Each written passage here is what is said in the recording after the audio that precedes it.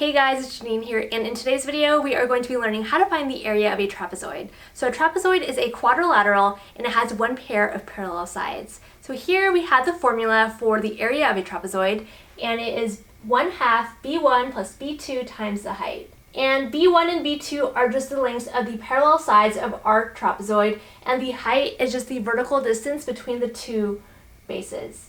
So let's go ahead and apply this formula to some examples. This example here, we have a trapezoid with a b1 of 4 centimeters, a b2 of 10 centimeters, and a height of 8 centimeters. So let's go ahead and plug those values into our formula.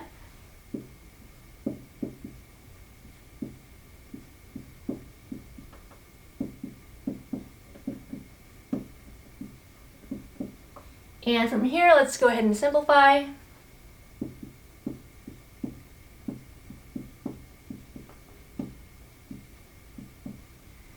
And then let's go ahead and do some cross cancellation. So this becomes a 1 and this becomes a 7.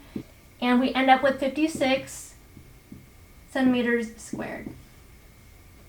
And so let's take a look at one more example. And so in this next example here, we have a trapezoid with a b1 of 3 inches, a b2 of 5 inches, and a height of 6 inches. So let's go ahead and plug that into our formula. So we have area is equal to 1/2 3 inches plus 5 inches times 6 inches. And then let's go ahead and simplify this.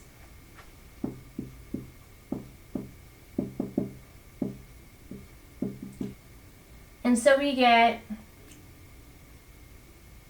24 inches squared.